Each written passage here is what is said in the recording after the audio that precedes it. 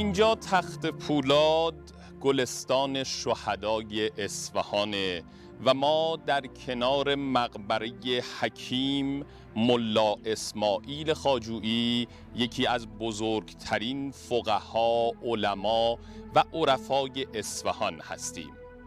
دوران زندگی این شخصیت بزرگ مصادف با هجوم افاقنه به اصفهان بوده و این مصیبت موجب شده که علوم فلسفی و دینی در معرض فراموشی و نابودی قرار بگیره. ایشون با درک این خطر و با نگارش و تألیفات بسیار زیاد موجب شدند تا علوم غنی و پربار شیعی در عصر صفویه و دوره قاجاریه حفظ بشه و شاید بتونیم این ادعا رو داشته باشیم که در بین علمای آرمیده در سرزمین مقدس تخت فولاد اصفهان ایشون دارای بیشترین کتاب و رساله علمی هستند.